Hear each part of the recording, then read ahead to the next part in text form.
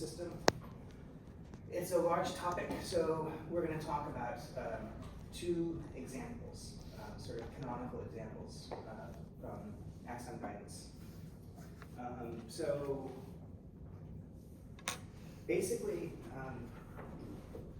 I've always liked this quote from David Hubel that the brain is very sort of organized.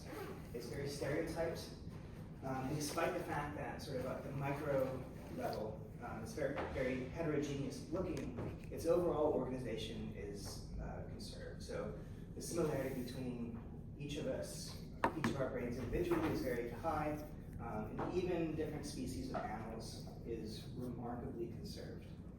And so what we want to understand are the genetic components that sort of are responsible for this very reproducible, specific way that something so complicated gets assembled. This is sort of axon tracks in the human brain, and it kind of looks like spaghetti, but also kind of doesn't. So if you were to look at something like this from any two brains, it would be very closely superimposable. So the brain is not a jumble of wires. It's very highly organized and stereotyped and evolutionarily conserved. A couple of aspects to this conserved organization are the fact that axons travel in packs. They bundle to form fascicles that are kind of the sort of superhighways of the nervous system. And then often what you'll see is that sort of circuits are repeated in parallel. So you have sort of multiple copies, sort of copied over and over and over. That sort of helps simplify this organization. And so, just for your edification, this is sort of an axon tract and cross-section. You can see these bundles of axons.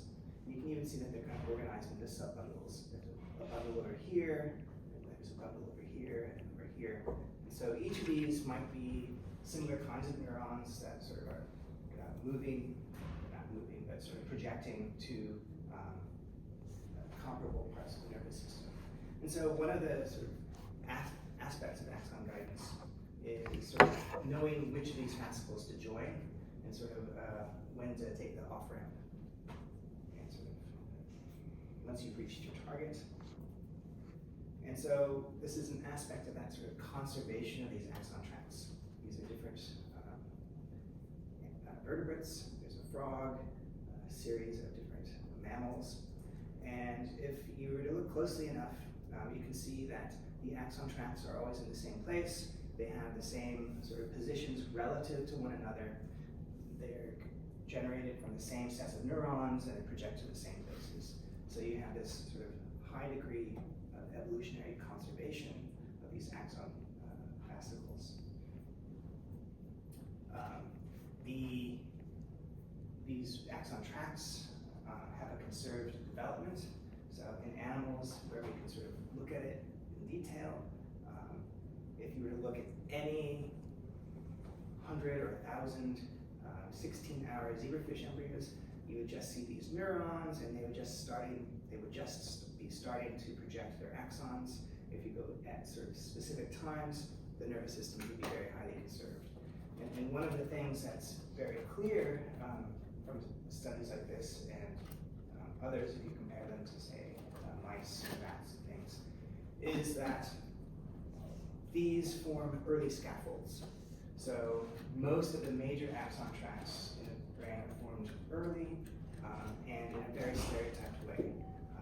The relative timing of when these tracts form is very reproducible, and again, it's conserved. If you were to look at frogs, or when you can, if you were to look at sort of different mammals, they would be very similar. And so part of axon guidance, or the major components of axon guidance that we like to talk about, happen very early.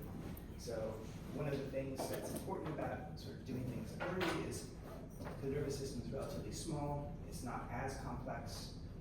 The aspects of guidance are a little bit simpler than they would be. So when you have an adult nervous system, an adult brain, and an adult spinal cord, you don't have to sort of imagine that axon guidance goes from the brain through the hindbrain and all the way to the spinal cord and having to make a lot decisions and grow meters. The nervous system was a much smaller and more simplified at the time that these growth cones had to make these decisions. And it establishes this axon tract, and once you have that axon tract, a lot of these decisions are easier because then it's just a matter of deciding which axon tract to join. And so these early axons, the growth cones, are called pioneers. And these are the ones that sort of elicit guidance, respondent guidance cues, and such and so forth. The subsequent axons are called followers. And so the first growth cone, or a series of growth cones to sort of emerge from a neuron and sort of try and find their way, are called these sort of pioneers. The growth cones are a little bit more complex, and they spend a little bit more time sort of extending filopodia and hunting through the environment. The follower axons have a much more simplified growth cone morphology. They basically sort of fasciculate with an existing set of axons and sort of don't have to make many decisions. And so the growth cone is simpler, it moves more quickly, and then subsequent followers do the same basic sort of thing. But today we're mostly concerned with how pioneer growth cones navigate. I think I said all this stuff. And so very early, in the late 19th century, Cajal and others sort of imagined that the growth cones navigated through identifying chemical cues in the environment and using those to guide their mobility. And anything that was in the environment, any substrate, epithelial cells, other axons, were fair game to sort of be used as cues for guidance, and including chemical gradients, which we'll talk about. And so all that turned out to be true. There's another guy at the same time imagining that there's these biochemical cues. So everybody sort of settles on the same basic idea. Something chemical in the environment is guiding these axons to their targets. And this was at a time when, what did it mean to be biochemical? They didn't know the difference between proteins. DNA wouldn't be discovered as the genetic material for another 60 years or so. So they were very sort of prescient. I think that's going to be sort of another theme today, is that we're sort of so spoiled with sort of technological innovation that they managed to figure out quite a bit, or at least imagine the correct answers with a lot less information than that we're used to. And so given the amount of information that we have at our disposal, we should make a lot more of it than we do. Because without the knowledge that we have, without the ability to do the experiments that we can do now, they kind of imagined all the right answers to most of the major questions. And so basically, axon guidance can be considered long range or short range. Long range, the idea is that some target secretes some diffusible chemoattractant or chemorepellent. It forms a gradient, and the growth cones responds to this gradient. And so that would be like a long range cue. Short range cue would be contact dependent. Some cue or adhesion molecule or some other thing in the local environment would be sensed by the growth cone to help guide it. Sort of another emerging theme is that these long range cues hardly exist. So most of the major sort of guidance cues that were initially discovered were discovered on the basis of the idea that they form gradients, and some of them actually do, but the idea that they sort of diffuse around in the extracellular space through sort of Brownian motion to form a gradient, that's almost certainly not true in almost any case. It turns out that all of the major examples of sort of diffusible gradients, those molecules are very hydrophobic. They either have a lipid attachment, either a cholesterol or a lipid, or they themselves are inherently sort of hydrophobic, and they're very sticky. So they probably aren't diffusing at all, but they're coating the outsides of cells. But they can still form a gradient by various mechanisms. So for the sake of argument, when we talk about gradients, we'll just assume that it's sort of a diffusible chemical gradient, but in reality, instead of sort of these toy examples, it's actually sort of cell surface, a associated. And so over the course of about 5 to 10 years, starting in the late 80s through the mid 90s, all of the major classes of axon guidance molecules were identified, as well as their receptors. And people started to work out the mechanisms. And so I don't have time today to go through all of them. So one of the ones that we're going to talk about is the sort of one of the first canonical examples are the ephrins, which bind to a family of kinases, EPH receptor tyrosine kinases. What we won't talk about, but we alluded to a little bit last time, are the semaphorins, which can be both membrane bound as well as secreted, although the secreted also sort of more or less associates with the extracellular membrane, and then the receptors. We won't talk about these. These are important. Well, actually, we won't talk about slits and ROBO, which are important for guidance of the midline. Slits is a repellent cue that's present at the midline, and it prevents axons from crossing back and forth across from one side of the nervous system to the other. But the second example that we're going to talk about today is netrin, which again was sort of the classic example of a bona fide diffusible extracellular guidance cue that attracted axons towards the midline. So we'll talk about that, as well as basically a few modern modifications to the original view that's happened in the last few years. These things we won't talk about. I think you heard a little bit about Sonic Hedgehog the other day. These are things that are involved in many aspects of development, weren't originally identified as guidance cues, but it turns out that they can function in axon guidance. So kind of almost anything that exists in the nervous system, you can almost dig up evidence that it supports axon guidance, at least to a little extent. And then cell adhesion molecules. These would be the classic sort of contact-dependent events, particularly with regards to fasciculation. And so the first story we're going to talk about kind of starts back in the 40s with this guy, Roger Sperry, who shared the Nobel Prize in 1981 for other stuff that's not related to what we'll talk about. And he's credited with sort of bringing back this idea of chemoaffinity, this idea that there be cues in the environment.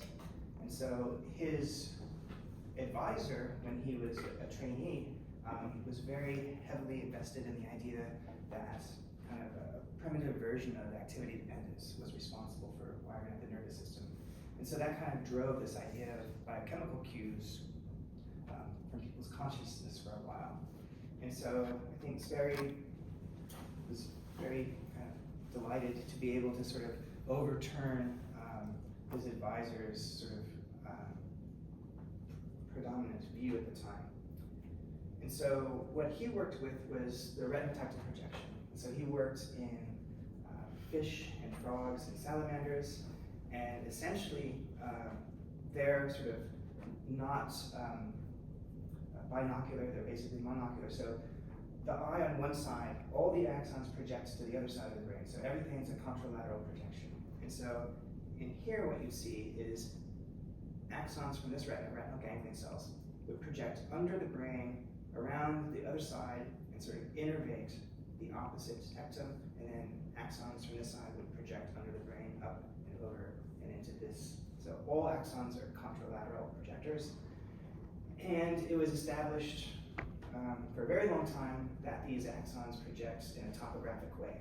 So that you have nasal temporal, these nasal axons project posteriorly, temporal axons project anteriorly, and then there's also this orthogonal axis, medial-lateral, which represents the sort of dorsal-ventral axis. So you have topographic mapping of these axons.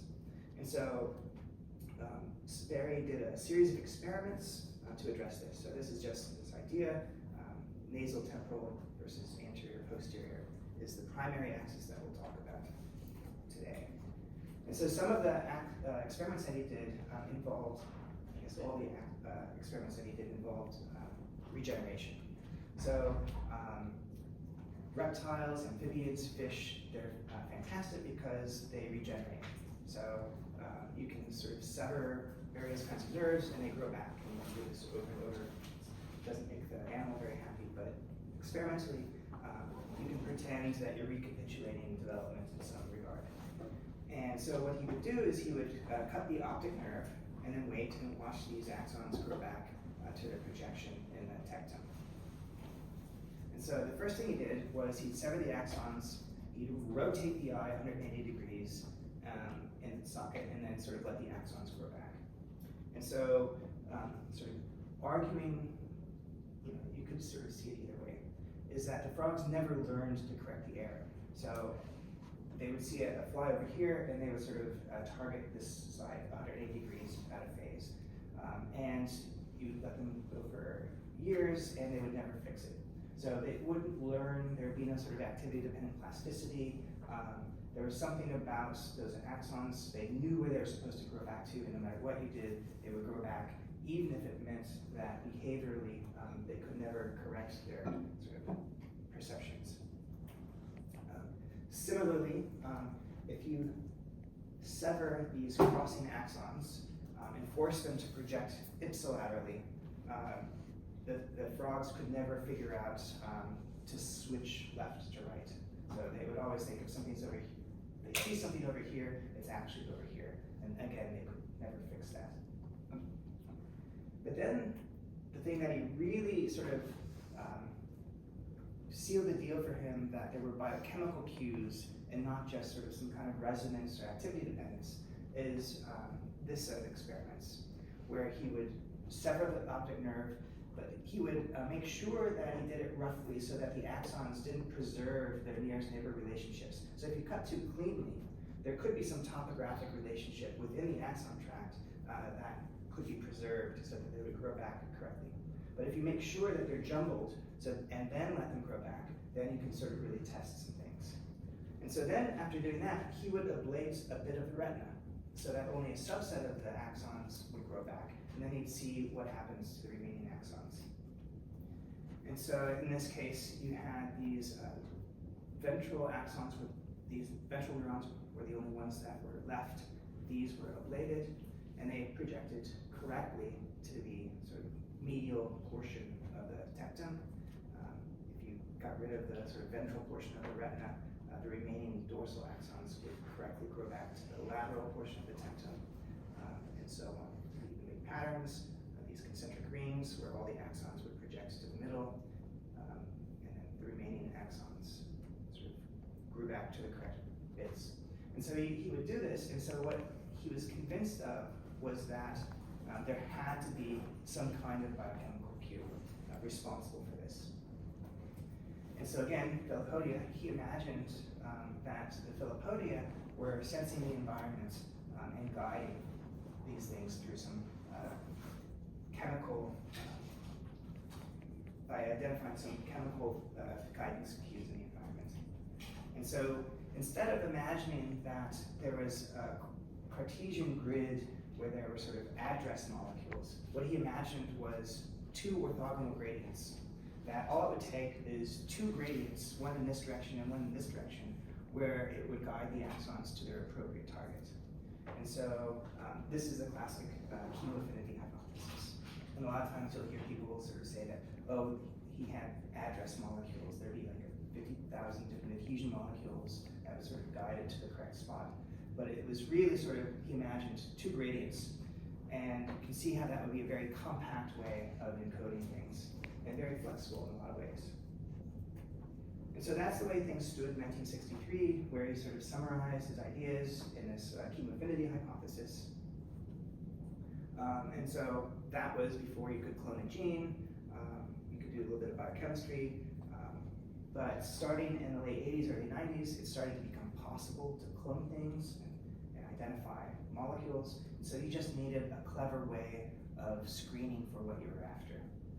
And so that's when this guy Friedrich Bonhoeffer in Germany came up with something called the STRIPE assay. And this is a little chamber here where you could take strips of tectum, posterior tectum or anterior tectum, and grind them up and sort of plate them in little alternating stripes. So you have anterior, posterior, all the way across. Then you take a strip of retina across the temporal nasal axis and then place them in these little wells. And so then allow them to grow out. So what happens there? And so the dark stripes are anterior, and then the light stripes are the posterior tectal membrane. These are the temporal axons over here, and these are the nasal axons. And so what they can see right away is that these temporal axons don't grow along the posterior membranes. So they're excluded somehow. And so at this stage, you can imagine that they're either particularly attracted to these anterior membranes, or that they're sort of prevented from growing along the posterior membranes. But the nasal axons don't care. They just grow everywhere. So they grow across the two stripes. And so this provides a basis, a bioassay for hunting for something that could be on these posterior membranes that's excluding these temporal axons. And so they could do a series of experiments. Biochemically, they treated it with a lot of stuff. They could show that it's proteinaceous. If you sort of chew up the membranes, get rid of the proteins. It gets rid of that sort of exclusionary function of the posterior membrane. It was GPI linked because if you treat it with phospholipase C, which gets rid of this lipid attachment, it releases that, and also you kill that activity in the posterior membranes. You know that it's more abundant in the posterior tectum, and also they happened to sort of do the experiments where they know that it's enriched at a certain time during development. So you're starting to build up sort of a data set where whatever it is that you find has to sort of conform to these expectations. And so again, they grind these up, plate them, do all these experiments, and show that there is something that these temporal axons were responding to in the posterior membrane, which sort of kept them out of these lanes. So they would take the tectum at different times in development in response to different treatments, and then they would run out on a two-dimensional gel. They would separate on the basis of size in the first dimension, and then on the basis of the isoelectric point in the second dimension. And so, in case you don't know about 2D gels, all proteins are charged. They have acidic and basic amino acids.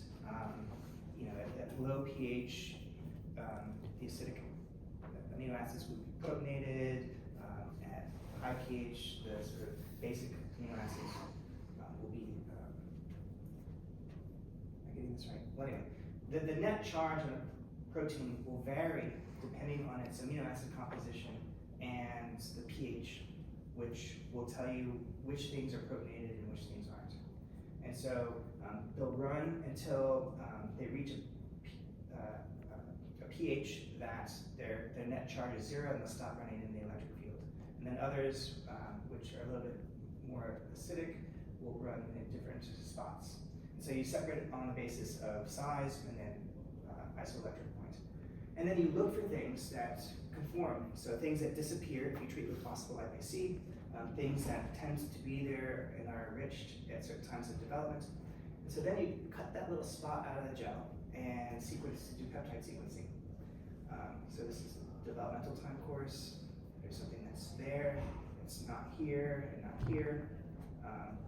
And in the old days, you would sequence the peptides, you would do degenerate PCR, you'd screen the cDNA library, and then you'd sequence the gene, the cDNA. And so they did that, and they came up with something that they called RAGS, for repulsive axon guiding signal. And it's got a canonical GPI linked site, an attachment site. And so it's a small extracellular peripheral membrane protein. It's enriched, its expression is enriched in the posterior portion of the tectum.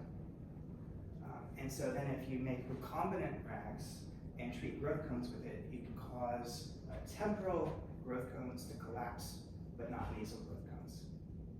So they clone something based on its effect in this bioassay, and then show in vitro at least that it sort of causes growth cone collapse. So one of the very first examples of identifying an axon guidance cue.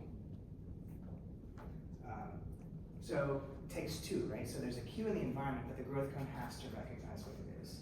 And another sort of lesson from these early sets of experiments is that there are always multiple groups after the same thing, often from different directions.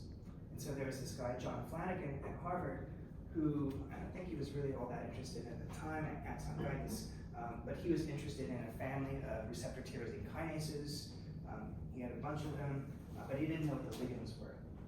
And so what they did is they took these proteins and made a recombinant fusion with just the extracellular side. This is the transmembrane here, and the transmembrane segment here. So just the extracellular domain fused to an enzyme alkaline phosphatase.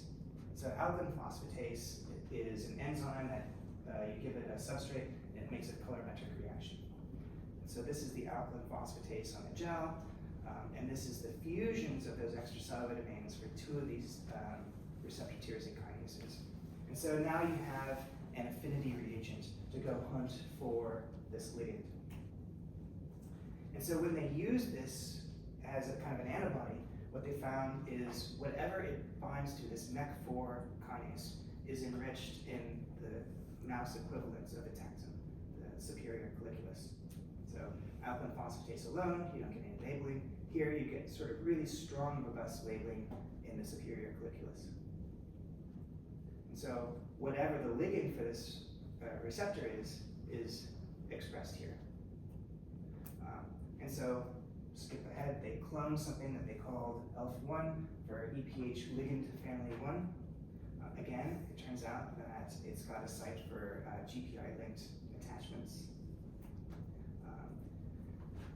It's expressed in a gradient in the tectum. So this is posterior, it's stronger here, it's weaker anterior. You can sort of see this quantifying this densitometry. And then if you look at the receptor itself in the retina, it's also expressed in the gradient. So you see it's more enriched in sort of the temporal portion of the retina, and it's lower, its expression is lower in the nasal portion of the retina. So you're starting to see that you have this reciprocal gradient. These things were found to be part of gene families. So these ligands, the ephrins themselves, are a series of proteins that can be divided into these two groups, ephrin Bs and ephrin As.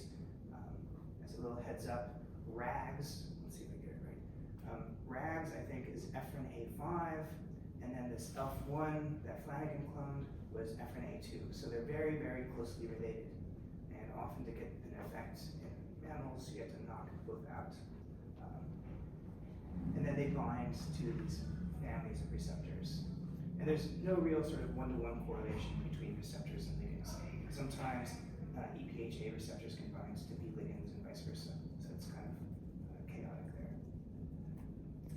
And so this was kind of an example of what Sperry had imagined, right? You have these reciprocal gradients where you have something enriched in the posterior tectum and it forms a gradient in this direction. And then you have this receptor in the growth cone, which is enriched in these temporal axons and then decreases as you move nasally. And so you have these reciprocal gradients. And these will target these growth cones to the position along this axis according to their sort of expression patterns. So these guys, which have a lot of receptor in the growth cone, it doesn't actually need to interact with a lot of the ligand in the environment to cause those growth cones to stop moving. Whereas if you have relatively little receptor, they can go further and further and further in the gradient until whatever residual sort of receptor they have in the growth cone, it's activated enough to cause these guys to stop.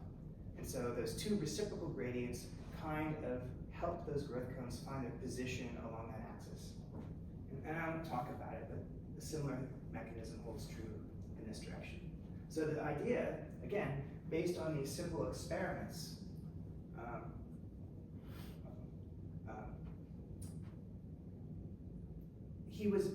Sperry was able to sort of guess the right answer, right? So he had at his disposal disposal enough information to sort of really guess what the answer is going to be. And so 30 years later, they were able to find these molecules. And one of the first families of axon guidance cues that have been identified. So again, all of this was done in vitro, sort of an in vitro bioassay, applying things to growth cones in culture. So what you want to do is go back in vivo and see if things really work the way you imagine that they do. And so these days, almost always, sort of toy examples that you can get to work in culture, it's not going to be considered significant unless you can show that something along those lines happens in an actual animal. And so in these experiments, what you can do is you can use something like a lipophilic dye, like dye I or dye O, to label some cells. Those fluorescent labels will diffuse in the plane of the membrane, and you can follow those axons to their target. And so you can either use the same color dye in separate experiments, or often what you'll do is you'll put a green dye here or a red dye there, for example, and see where those axons go. And so here, if you label temporal axons, they end up arborizing and innervating sort of this anterior tectum. These these nasal injections, they end up innervating the posterior tectum. So that's what we expect. So what happens if you interfere with this? So you make a double knockout of ephrin A2 and ephrin A5, and all of these guys distribute across the tectum. So there's not enough information there to sort of target them, and so these guys, which should end up here, will go everywhere. These guys, which should end up here, will also go everywhere. And so the information required to target the axons is present in these gradients of ephrin A's. But what about the receptor? What about the levels of receptor? And so one way you can modulate the levels of receptor is just give all of the axons in the retina a little bit of extra. So basically, if they have X, you can give them 2X amount of receptor or whatever and see what happens. And in that case, what happens is if these axons were supposed to target here, but you gave them extra receptor, they have more sensitivity to the ligand, and so they'll crash out earlier. And then these, which would end up here, they'll also crash out earlier. And so you're just sort of shifting them by modulating the receptor levels in the growth cones. So again, validating this idea that these reciprocal gradients are important. So you've established that you have a guidance cue, a receptor. Still doesn't tell you how it works. So one thing that I'll just say, but is true for a lot of signaling systems, is that it requires dimerization. So it's not just a ligand binds to this and something happens, it's clustering. So this ligand will bind to here and you'll form at least a dimer, if not a cluster of these things. And the way they work is these kinases autophosphorylate. So this kinase will phosphorylate this one after dimerization, and this one will phosphorylate this one. You sort of pepper them with all these tyrosine phosphates, which function as docking sites, as well as affecting the activity of the enzyme. So basically, the kinases are clustered, the kinases phosphorylate each other. These phosphorylated receptors sort of attract adapter proteins, and they initiate signaling cascades. And so that's kind of a global sort of view, but exactly what kinds of signaling cascades. And so these were some of the first experiments where you would label some of these temporal axons. You would basically take these temporal axons, plate them on glass, and mess with them. And so this is what they would look like normally. You've got these nice growth cones growing along. You could treat them with ephrin A2. You could cause them to collapse. But if you pre-treat them with a toxin, the C2C3 toxin, which was known to inhibit the small GTPase Rho A, which we talked about, you could block, or at least partially block that collapse. Separately, you could use an inhibitor of Rho kinase, which is a downstream effector of activated Rho, you could also block this collapse. And so initially they showed that at least partially the effect of efferents was probably through activating row A GTPase. That activated row GTPase helped promote the collapse of the growth cone. And so just to remind everybody, you have these row proteins which cycle between two states. Activated row proteins, in this case row A, will bind to the downstream effectors and elicit a response. And then these are activated. You shift the equilibrium towards activated row through some upstream stimulus and a GEF, a guanine exchange factor, which promotes activation. So you kick, GTP comes in, GDP goes out, it's activated row, and then something happens. So these effector proteins, these downstream effectors, have domains, conserved domains, which will bind to these activated row GTPases. So that becomes important because you can use that as a tool experimentally.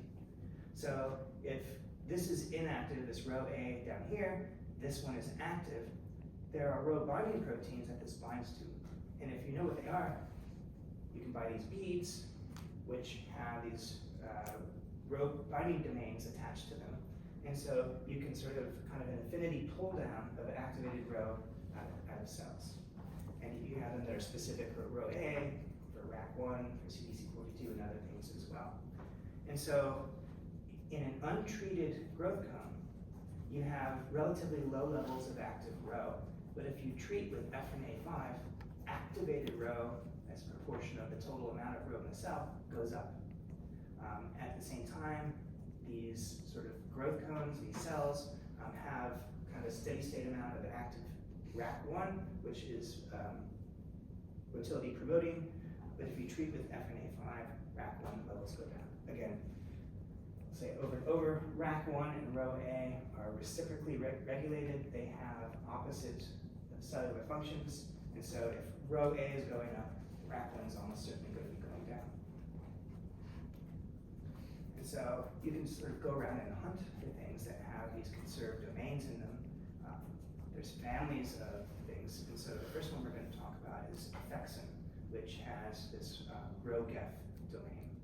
And so these are row-GEFs, which means they sort of facilitate the exchange of GTP and to activate its row protein. And so Effexin 1 was identified as a row A GEF, and you can use these growth cone collapse assays. You can just take these temporal axons, put them on a cover slip, treat them with ephrins, and see if they collapse. So these are in the white bars, it's the wild type. So you can treat with Ephrin A, you can cause them to collapse. LPA, lysophosphatidic acid, is just a control. It has no, I don't know what its mechanism is, but it's not sort of through a classic Ephrin or semaphore mechanism. It's often used as a generic control for causing collapse. And so in wild type, ephrins cause a collapse, but if you do that with an Effexin knockout, you kind of at least partially block that collapse. So this row GEF is important for mediating the effects of row A activation. And again, this control with LPA, it doesn't matter if Effexin is there or not. So at that point, they knew that it was involved in sort of collapsing growth cones, but they didn't necessarily know which row protein, row A, RAC1, CDC42. And I mentioned previously that in heterologous cells where these proteins were first discovered, they had particular things that they were known for. So row A was known to promote formation of stress fibers, RAC1 was known to promote formation of lamellipodia, and CDC42 is known to promote filopodia. And so you could sort of look in these cells, you could introduce Ephrin A4 into these heterologous cells, either with or without kinase activity, with or without Effexin. And so you can treat, so you can add Ephrin A4, treat with Ephrin. In presence of effexin. And what you see is that you get an increase in the stress fibers, but things like lamellipodia and filopodia aren't affected. And then it requires the kinase activity of this. So if you introduce effexin, you introduce FNA4, you get increased number of stress fibers, which suggests row A. If you have no kinase, nothing really happens. If you have no effexin, nothing really happens. If you have effexin but no FNA4 or EPH receptor A4, nothing really happens. So again, the combination of the EPH-A4, effexin, it promotes stress fibers to these non-neuronal cells, suggesting that it's a row GEF. You knew it was a GEF, now it's a row GEF. And so, to this point, what we have is FNA5 binds this EPH receptor through effexin. It turns on Rho. Downstream of Rho is Rho kinase, which phosphorylates myosin light chain kinase, which phosphorylates myosin light chain, which promotes contractility and sort of inhibits actin assembly and promotes actin disassembly and growth cone collapse. We won't talk about it too much, but almost every time you do something to actin, in parallel you're going to do something to microtubules. So CRIMP is collapse and response mediated protein, which affects microtubule stability. So this guy gets phosphorylated and it promotes microtubule disassembly, but we're not going to talk too much about that. Separately, they found, kind of fortuitously, the presence of something called alpha chimerins. And they, as we'll see, show that alpha chimerin is also required for this EPHA receptor signaling. And it's a gap. So it turns out that it's a RAC gap. So Rho GEF, you turn on Rho, this is a RAC gap, so we're turning off RAC. We have this sort of reciprocal relationship. And so what they found, the way they found alpha chimerin and that it was involved is kind of fortuitous because they found a spontaneous mutation in a mouse. The mouse was funny because it sort of hopped like a bunny. Its gait was screwed up. And it turns out that it was a screw up in sort of crossing axons. So your sort of central pattern generator where you alternate your limbs was screwed up, and so the limbs went in unison. And so there was something about axon guidance with these axons crossing contralaterally that was impacted. And they called these mice Miffy because they hop like a bunny. And so in these Miffy mice, they looked, if you had wild type EPH receptor, alpha chimerin, in the absence of Ephrin B, you had, using that sort of bead assay where you pulled down the activated RAC1, you had sort of steady state RAC1. If you treated with the Ephrin B, you turned RAC off. If the Ephrin was a kinase dead version, nothing happened. If, well, either with or without the ligand, in the Miffy mice where there was no alpha chimerin, you also had no impact on RAC activity with or without the ligand. So the idea here is you have ligand binding to the receptor phosphorylates alpha chimerin, and then alpha chimerin shuts off RAC activity is the idea here.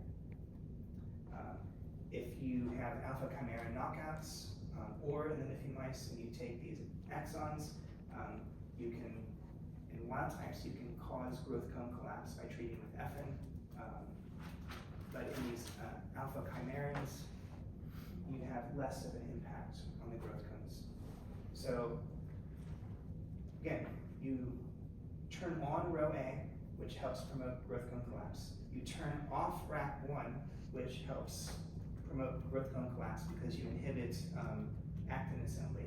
And so you have these things both happening at the same time in response to the same signal. And so you have EPH receptor activation by Ephrin binding. The receptor gets activated, phosphorylates itself, phosphorylates alpha chimerin. Alpha chimerin inactivates RAC1, and then the loss of that RAC1 helps promote the growth cone collapse.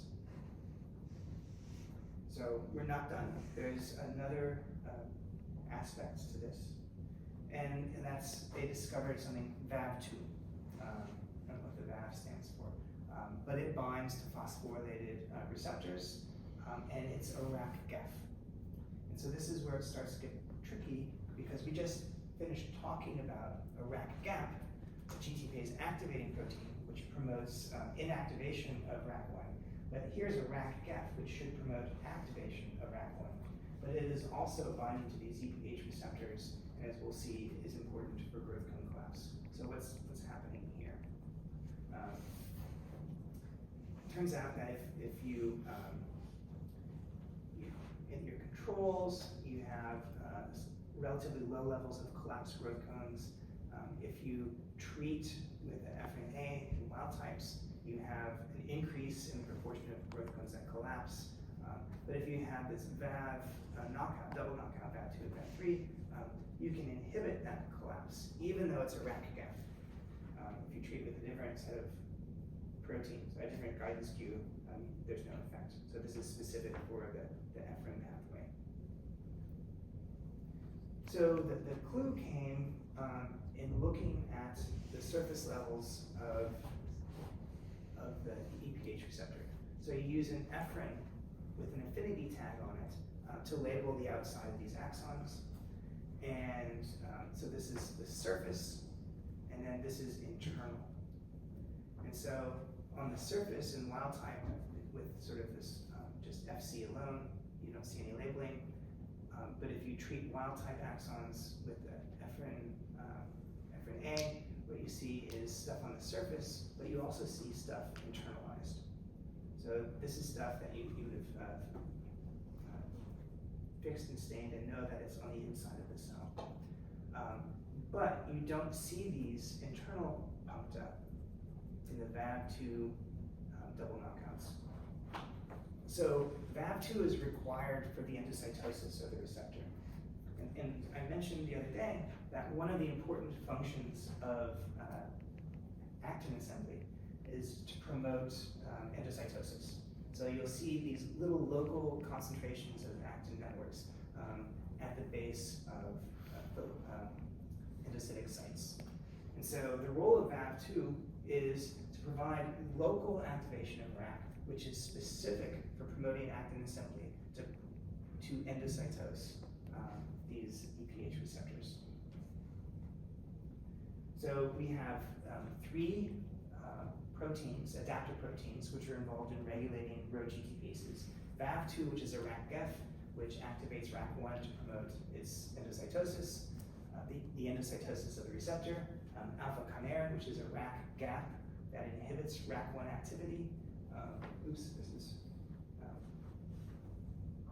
Anyway, don't worry about that. Different paper discussion. And Effexin, which is the Rho-GAF, which turns on Rho A and promotes growth cone collapse. And so what about this endocytosis? Why do you need endocytosis? Well, if you have a membrane-associated ligand and a membrane-associated receptor, that's an adhesive contact. And so that's not exactly compatible with sort of collapsing your growth cone or retracting, or sort of being inhibited. It's more of an attractive interaction. So if you want to sort of contract or retract your growth cone, you'll have to break that attachment. So you need to, one way to do that is to internalize the receptor.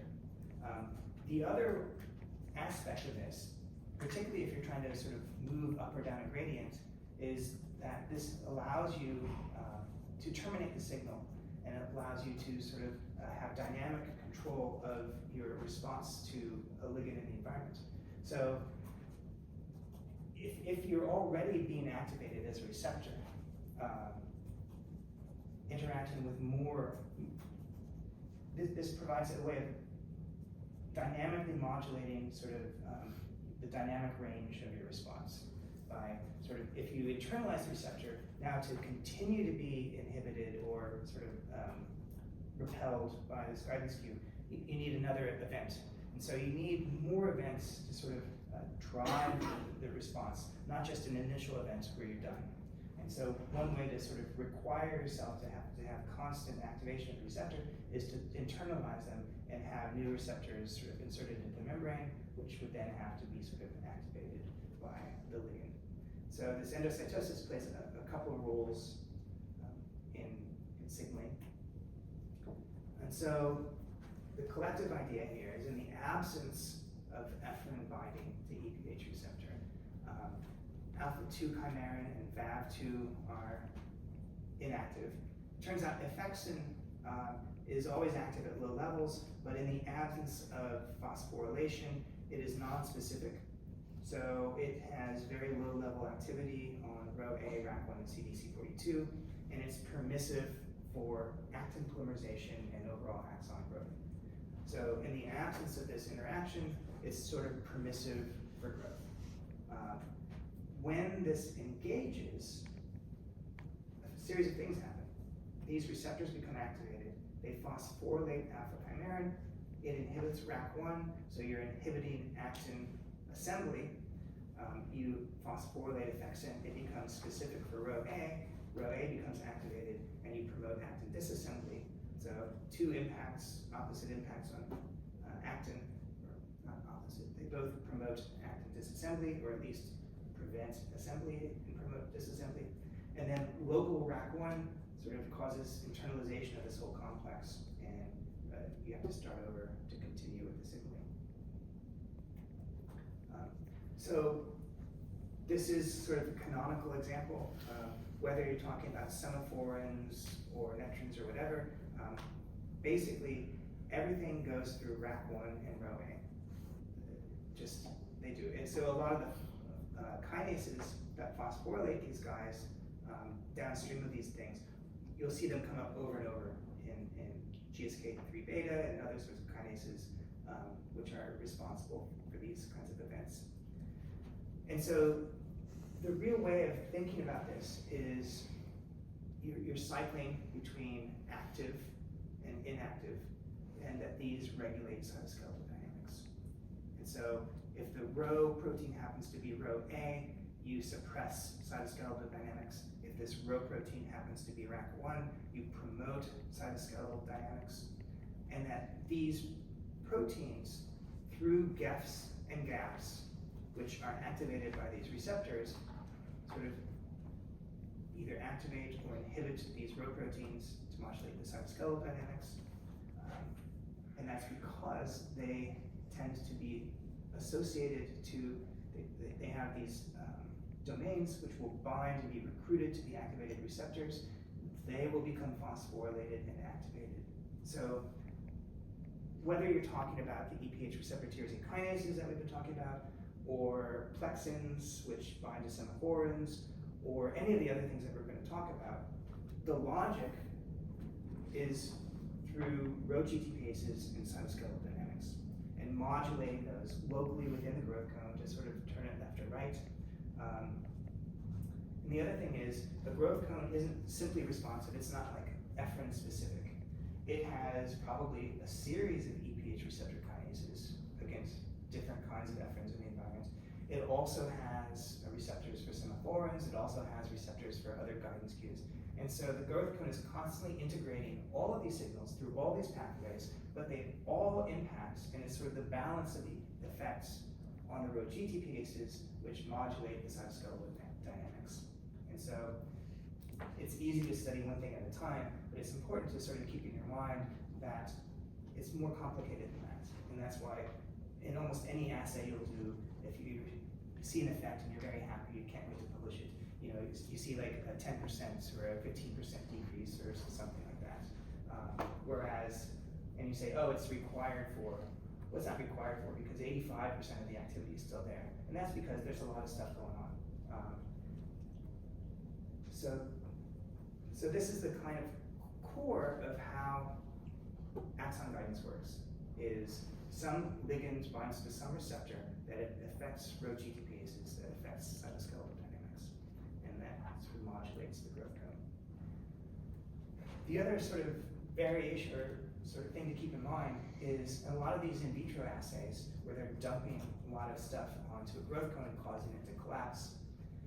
that's a very convenient in vitro thing to do, but what happens in vivo is you're responding to these cues and you're not collapsing your growth cone in vivo. What you're doing is you're sort of turning in one direction or another, or in the case of the retinotactile projection, when it gets to some level of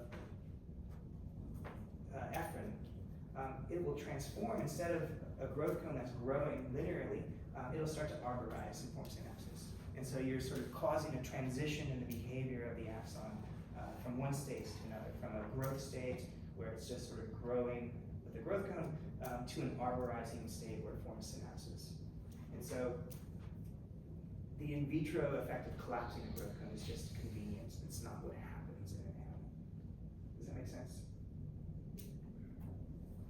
So this brings us to a second example, which is commissural axons.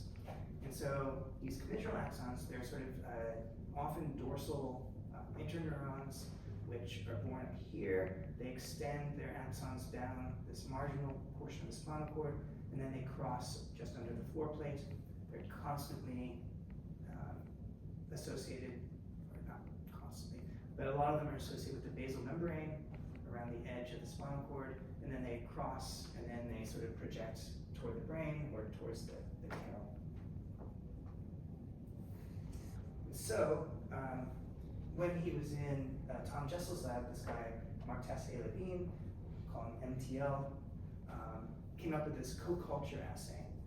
And that is, you took slices of embryonic spinal cord, and the dorsal part had these baby commissural neurons, and then you took sort of either the ventral portion of the spinal cord or the foreplate region, and then you could culture these guys together. And so if you took these dorsal extracts alone, which had the neurons, nothing happened. They would just sit there, very kind of boring. But then if you cultured these dorsal extracts adjacent to the floor plate, you had axons extend from the dorsal explant towards the floor plate extract. And so that became, again, the basis of a bioassay. There must be something in the floor plate that's attracting these axons. And so, I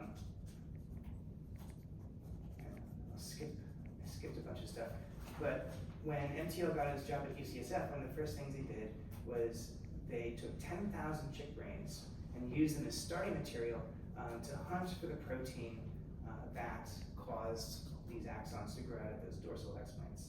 So they, again, used it as a bioassay, and they purified, they fractionated this stuff biochemically until they came up with two proteins that they cloned, netrin-1 and netrin-2. This is just sort of the details of the purification.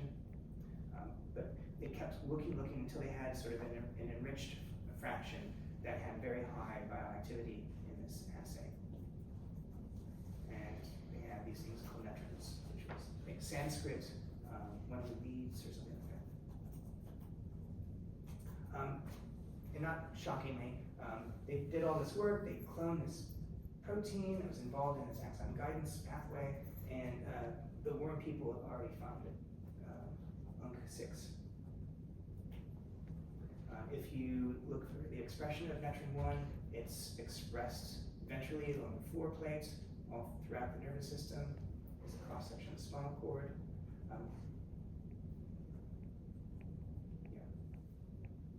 So it's where you would imagine. So they cloned it based on this activity, and it's enriched in the ventral spinal cord. You can make knockouts. So these netrin mutants, on this side is the wild type. These axons project ventrally. They cross over the floor plate. If you have no netrin-1, these axons are very disorganized. Very few of them actually make it to the floor plate, and very few of them cross. So netrin-1 is one of these classic examples, one of the classic examples of a secreted protein that is a chemoattractant that ostensibly forms a gradient that is generated here, and that attracts these growth cones towards the floor plate. So what about the receptor? Again, the worm people were there. UNC40 is the receptor. Those mutants have the same mutants as the UNC6 mutants, and it encodes a transmembrane protein that's present on the commissural axons. They also found UNC5, which we'll talk about, which also encodes a transmembrane protein and is required for the opposite effect, growth away from the midline. So we'll talk a little bit about that. So in humans, UNC40 is called DCC for deleted colorectal cancer. It's completely arbitrary. That protein was close to a SNP or something that was associated with colorectal cancer, and so they thought they found a receptor that was important for that. Actually has nothing to do with it, but they had already named it. So DCC persists as the name of the receptor for netrin, even though it has absolutely nothing to do with cancer. DCC is expressed in these commissural neurons. We do antibody staining, it's the one here. And it's required for the response of these dorsal extracts to netrin. So these dorsal extracts, so in A, you've treated, in culture, you just put a bunch of netrin on, so the axons grow in all directions. This is no netrin. This is same as if there was no floor plate. If you have a pre-immune antibody, IgG, and you treat these, you still get outgrowth. But if you treat with an anti-DCC, a function-blocking anti-DCC antibody, you can block the response of these extracts to the applied netrin. So it sort of binds to the site and keeps it from binding to the netrin. If you make a DCC knockout, you get basically the same effect that you did with the netrin knockout. Over here, you have these axons. They never quite make it down here, and very few of them cross. So DCC is the receptor for netrin, and they mediate this response, right? Attracting axons towards the midline, the ventral midline. But axons that reach the midline and then cross, then they go somewhere else. So once you've crossed the midline, you don't stay there. And so something has to change.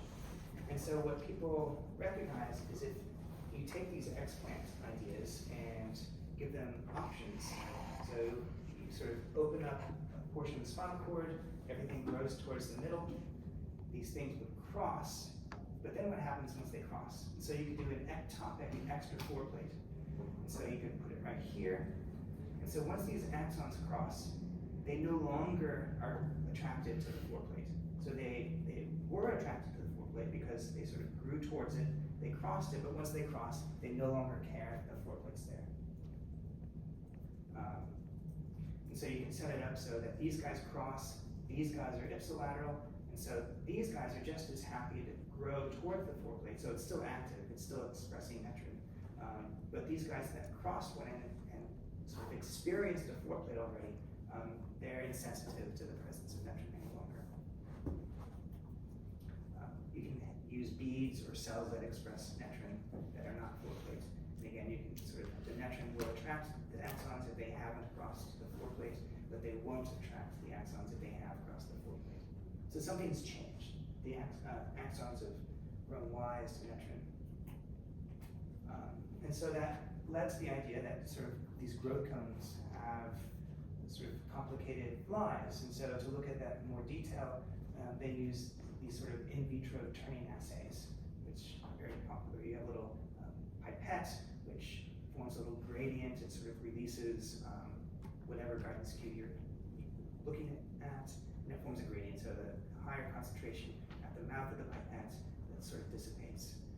And so you can either have a chemoattractant, where the growth cone moves towards the gradient, or a chemorepellent, where it moves away from the gradient.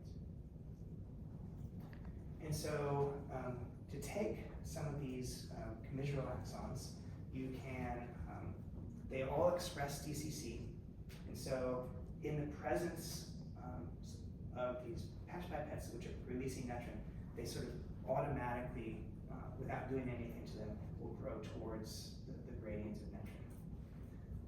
However, if you take that UNC5 homolog that we talked about that's required for growing away from the midline in worms, you take the human version of that and you transfect these cells. So now it has DCC and UNC5. You convert that growth cone from being attracted to the neutron gradient to being repelled by the neutron gradient. So this is just an example of that. The controls, they grow towards. If you add UNC5, they grow away. If you use two different human homologs of UNC5, they turn away. So you're not replacing DCC, you're just supplementing DCC, and you're switching the behavior of the growth cone. And it turns out that this switch requires the UNC5 intracellular domain. And you can even make chimeras where it has the DCC extracellular domain and the UNC5 cytoplasmic domain, and you can convert DCC from being attractive to repulsive. So this all comes from a 1999 Cell paper from MTL's lab, and up to this point, everything's groovy. The second half of the paper tries to explain why or how you get this sort of switch. And then a couple of years ago, that was retracted and sort of led to a spiral, which we'll maybe get to at the end. So it's a sort of a caveat, this thing that people took for granted for a couple of decades now. It's not true. So it is true that UNC5 expression causes a switch, but it's not exactly known how that switch occurs anymore. So I'm not going to go into the details or all the experiments that led to this, but again, the important bit here is if you look down at the bottom, the output, the functional consequence of neutron DCC interaction is Philopodia formation, internalization of UNC5. We've already talked about the importance of endocytosis, lamellipodia protrusion, traction forces, cytoskeletal membrane tethering, and increased endocytosis.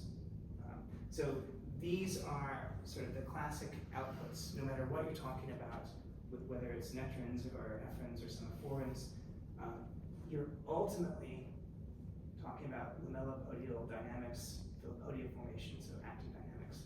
We talked about ENA VASP, RHO-A, ROCK, all this RAC1, so all the things that sort of promote actin assembly and is turned on. This is an attractive interaction, so it's promoting motility, and things like RHO-A and ROCK are turned off, which promotes stability and promotes disassembly of actin. So the important bits are whatever situation you're talking about. If you stumble across something that you suspect is involved in axon guidance, the safest possible bet is that, oh, you gotta look at RHO and RAC. And if you think that the guidance cue that you've uncovered is repulsive, then RHO-A is gonna go up and RAC1 is gonna go down. If it's an attractant of some variety, it's gonna be the opposite. Guaranteed. The only thing left to do is figure out which GEFs and GAPs are involved. The thing that they thought they showed, but it was fraudulent, was that you had this interaction here. This interaction here does not exist any longer, and so it's unclear. It is true that these guys can be complex, but it isn't clear how they're complex.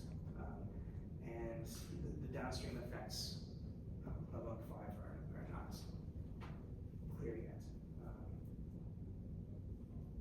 So that's one way where, in the last few years, our understanding of netron and DCC function has sort of become cloudy.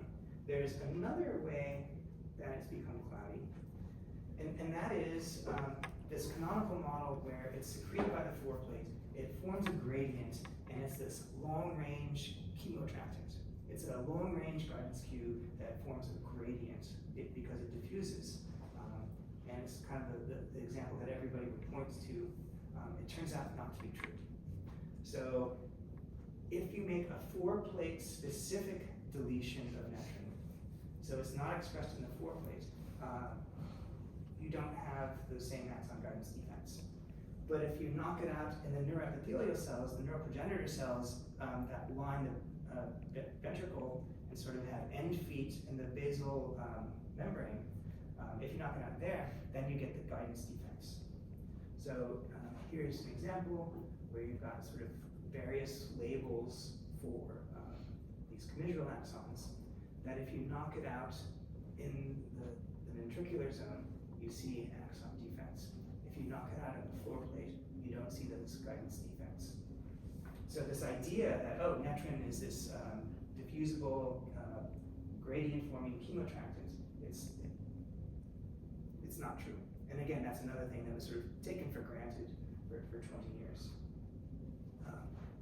Here's another example of that. You can knock it out in little patches of these neuroepithelial cells, and in those patches where it's absent, you can see these axon guidance defects.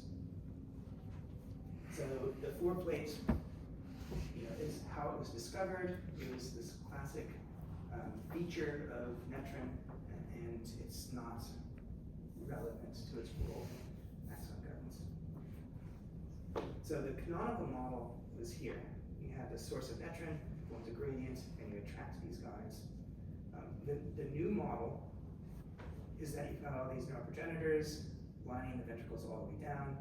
They have it along their processes, but they also secrete it, and it gets embedded in the basolateral membrane that lines the outside of the spinal cord, and collectively.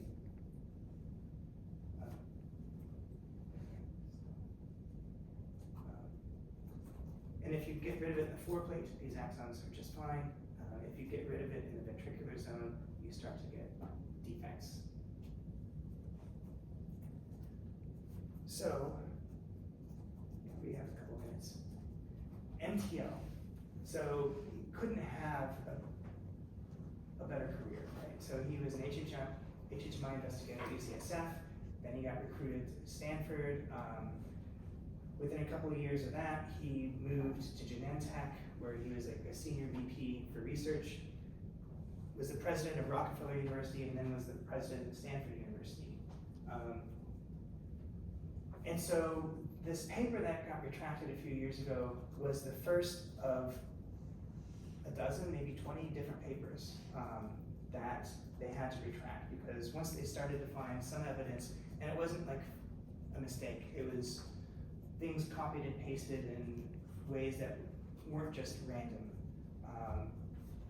They started looking at other papers. They had sort of a science paper looking at sort of Alzheimer's stuff that had thousands of citations that they retracted and sort of quietly stopped working on it at Genentech. And then he had to resign.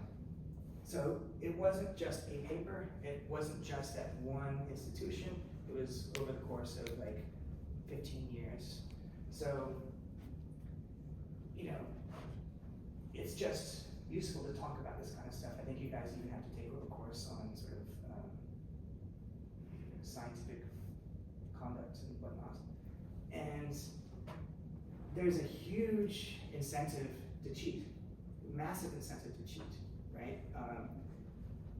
Surviving, getting grants, getting papers in order to get jobs and keep jobs. The pressure is enormous. And MTL in particular was well known. I knew people in his lab, and that if something wouldn't be better than Journal of Neuroscience, he wouldn't let it go out the door. And so if you wanted the last 3 years of your work to actually get published, you had to find some way to get it into a decent journal. Because publishing in Journal of Neuroscience would have hurt his brand, right? So once you reach some level of status, you want to keep that level of status. And the only way to do that is to consistently, over the course of decades, to publish in Cell Science and Nature. And so if that's the pressure on him, and he puts the pressure on people, and graduating or not graduating, getting a faculty position or not getting a faculty position depends on things happening, then that pressure, that lab culture, drives a lot of this. You say, well, you don't know what his involvement was, but it's suspicious that it happened across multiple decades in multiple institutions. They weren't all the same one postdoc doing it, right? So